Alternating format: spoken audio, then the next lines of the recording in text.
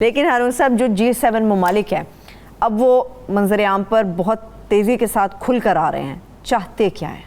نہیں چاہتے G7 ممالک تو جو چاہتے ہیں سو چاہتے ہیں.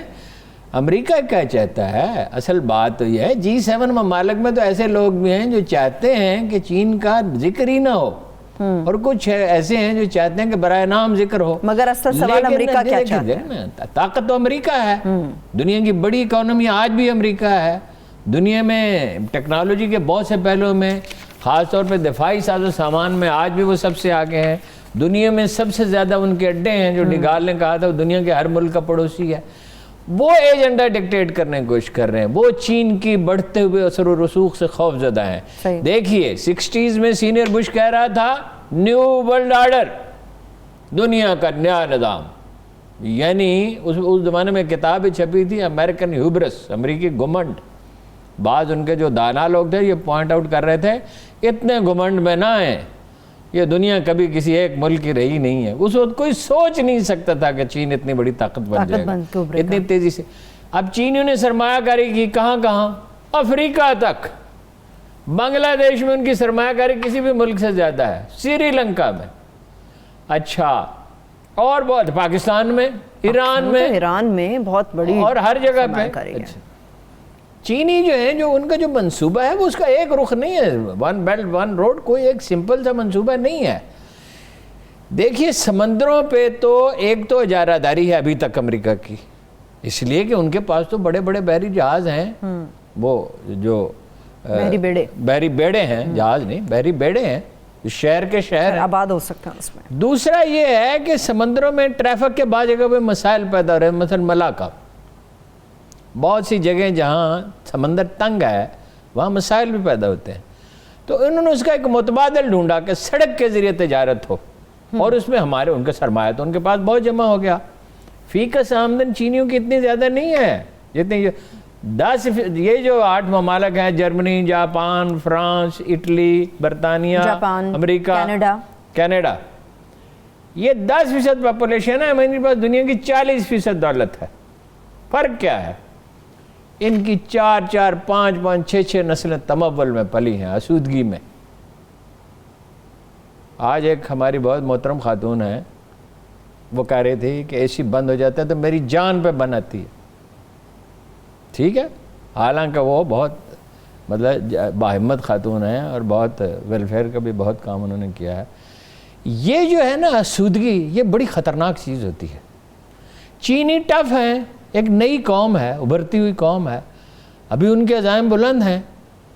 پہلی دفعہ دیکھیے نا، انہیں سینکڑوں برس کے بعد پہلی بار 17ویں صدی میں ان کی اکانومی بڑی تھی باقی دنیا سے، لیکن پھر انڈسٹریل ریولوشن کے بعد پھر وہ افیون کی جو جنگیں ہوئیں، جاپان نے قبضہ کیا، پھر امریکہ نے، کمیونزم آ گیا. اور کمیونزم میں تو معاشی نظام تو کبھی صحت مند استوار ہو نہیں سکتا.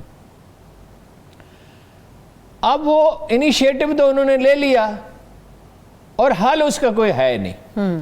وہ صرف یہ جو بائیڈن یہ چاہتے ہیں، ویسے جو بائیڈن کے بارے میں خیال یہ نہیں تھا کہ دوبارہ امریکہ کی برتری قائم کر دی جائے. یہ قوموں کے مزاج میں ہوتا ہے، یہ انسانی جبلت ہے. جس طرح ایک فرد کی انا ہوتی ہے اس طرح ایک قوم کی بھی انا ہوتی ہے. اس کو وہ ایکسپلائٹ کر رہا ہے. وہ تو خیر نسلی تفاخر کو ایکسپلائٹ کرتا تھا نا. یہ ہم وہ کہتے ہیں پرانے حلیف جو ہیں ان کے ساتھ تعلقات بحال کریں گے. اور اگر مجھے ٹھیک فگر یاد ہے کہ $400 ٹریلین 4000 ٹریلین ڈالر، 400 خرب ڈالر جو ہے وہ خرچ کریں گے. اور جناب دنیا کے غریب ملکوں میں انفراسٹرکچر بہتر بنائیں گے، اور اس میں پھر وہ یہ کہتے ہیں کہ انہیں صاف شفاف بھی رکھیں گے، اور انہیں جدید ترین جو سہولتیں ہیں انہیں سکھائیں گے، انہیں گائیڈ کریں گے کس طرح وہ اپنی غربت سے، مشکلات سے. ایک لحاظ سے تو اچھا ہے اگر ایک ہیلدی کمپٹیشن ہو. چین بھی سرمایہ کاری کر رہا ہے، امریکہ بھی کر رہا ہے، ٹھیک ہے. یہ بھی ان کی کوشش ہے کہ بڑا دلچسپ سیاست ہے، بڑی پیچیدہ. روس کو ایک طرف تو دھمکیاں دے رہے ہیں، اچھا ایک طرف یہ روس شامل تھا اس میں، یہ G8 تھا، یہ G7 نہیں تھا. پھر وہ جب حملہ کیا انہوں نے، کیا وہ علاقہ تھا اس پہ روسیوں نے، تو اس کو نکال دیا. اس کے بعد اب ان کو گھیر گھار کے واپس بھی لانے کی کوشش کر رہے ہیں. لیکن چین اور روس کے تعلقات اب وہاں پہنچ چکے ہیں کہ اب یہ نہیں ہو سکتا. ٹھیک ہے. دوسری بات یہ قائد اعظم ایک بڑی شاندار بات کہتے تھے، ویسے تو وہ بہت سے لوگ کہتے ہیں، لیکن وہ جب خلافت کی تحریک اٹھی تھی تو قائد اعظم نے کہا تھا، تو آپ کو پتہ ہے ایک فقرہ ہی کہتے تھے بعض اوقات، مگر ایسا جامع فقرہ کہتے تھے، تاریخ کا پہیہ الٹا نہیں گھوم سکتا۔ اب آپ چین کو نہیں روک سکتے، آپ یہ کر سکتے ہیں، اس کا مقابلہ کرنے کی کوشش کر سکتے ہیں، لیکن اس میں جو ملک پھنس رہا ہے بہت بری طرح وہ ہم ہیں۔ پاکستان ہر مسئلے میں پھنس جاتا ہے۔ نہیں ہر مسئلے میں نہیں اب پھنس جاتا، افغانستان کا بھی نہیں، اس سے مسئلہ ہے۔ نکل جائے گا پاکستان، اس سے انشاءاللہ نکل جائے گا، اس لیے لیڈروں میں جان ہے، یعنی قوم میں ہے، قوم میں تو اس ہے معاملے بلا میں ہے، شبہ۔ اس معاملے میں ہے، بعض چیزوں میں نہیں ہے، اس میں قوم جو ہے وہ کشمیریوں کے لوگوں نے ایسی تاریخ لکھ دی ہے وہ کہ یہ جو یہ شہید کی جو ہوتی ہے نا جو قربانی ہوتی ہے نا، شہید کی جو موت وہ ہے کبھی ظاہر رہے گا۔ یاد رکھیے کہ کسی اسکالر کا، کسی عالم کا، کسی بڑے سے بڑے یعنی مفکر کا اور معلم کا کوئی وارث ہو یا نہ ہو، شہیدوں کے وارث ہوتے ہیں۔ ہمیشہ ہوتا ہے۔ یہ خون کبھی رائے گا نہیں جاتا، یہ بڑا یعنی ایسی قربانی انہوں نے دی ہے کہ جس کی تاریخ میں مثال نہیں، وہ کشمیریوں کو پاکستانی نہیں بھول سکتے۔ اچھا اب وہ چاہتا ہے، امریکہ ہم سے کیا چاہتا ہے؟ کشمیر کو بھول جاؤ، انڈیا کے بالادستی تسلیم کر لو، حقانی گروپ کے خلاف کارروائی کرو، افغانستان میں بمبارے، حقانی گروپ کے خلاف، جو دراصل پشتون قوم پرست گروپ ہے، ہم انہیں طالبان کہتے ہیں، یہ پشتون قوم پرست گروپ ہے۔ ٹھیک۔ اور یعنی جو اپنے دوست ہیں انہیں چھوڑ دو، اپنا اسلامی تشخص بھی چھوڑ دو، انڈیا کی بالادستی اگر ہم نے تسلیم کرنی ہے اور اپنے نظریات سے ہی دستبردار ہو جانا ہے اور افغانوں کے قتل عام میں شریک ہونا، تو یہ ملک ہم نے بنایا کس لیے تھا؟ اس کی ہمیں ضرورت ہی کیا تھی؟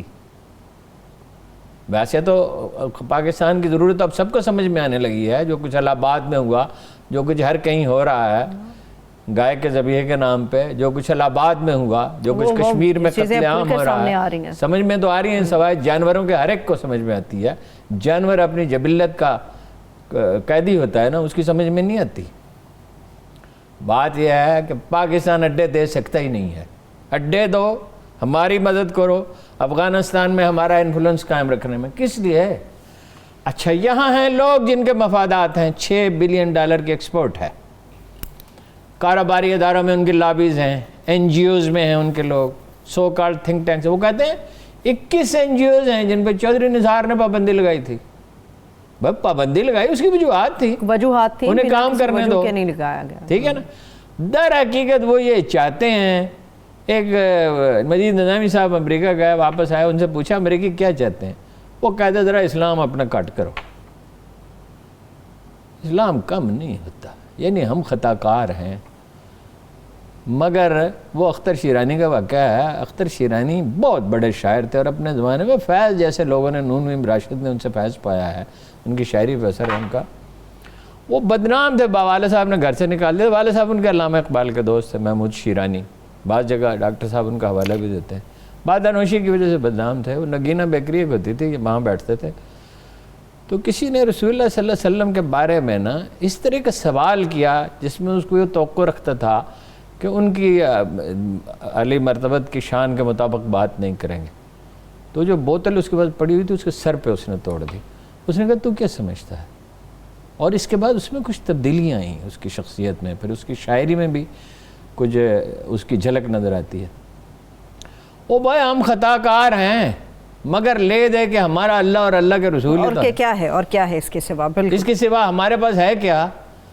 تو اس زندگی سے تو موت بہتر ہے۔ جو معاشی ترقی کی ہمیں نوید سے رہتے ہیں کہ راہداری بن جاؤ، بھائی راہداری بننے میں بھی کوئی حرج نہیں ہے۔ اگر انڈیا کے ساتھ معاملات طے ہوتے ہیں، صلح ہوتی ہے، امن قائم رہتا ہے، اس سے اچھی کیا بات؟ مگر کشمیر پہ کمپرومائز نہیں، مگر یہ کہ آپ یہ تو نہیں کر سکتے کہ بھئی بامیان تک جیسے نواز شریف کہتے ہیں ریلوے لائن بچھا دو، تاکہ وہ کیا اس کا نام ہے فنکار کا جو اسٹیل کنگ ہے وہاں کا نام ہی میں اس کا عجیب و غریب میں بھول جاتا ہوں، جس نے خفیہ ملاقات کرائی تھی کھٹمنڈوں میں اس کی اور اس کی۔ بھائی یہ تو نہیں ہو سکتا، ہم ان کے محکوم بن کے اگر ہمیں رہنا ہے۔ بھئی تم انڈیا کے اسٹریٹجک پارٹنر ہو، چین ہمارا اسٹریٹجک پارٹنر ہے، ہمارا حلیف ہے، حلیف بھی ایسا جو حالت جنگ میں ہماری مدد کر سکتا ہے، تم تو ہمیشہ ہمیں چھوڑ جاتے ہو. تو پاکستان یعنی کہ اسی طرف کھڑا رہے گا. مگر انیشلی چین کے اثر و رسوخ کو روکنا ہے، لیکن ایجنڈے پہ اتفاق رائے نہیں ہو رہا.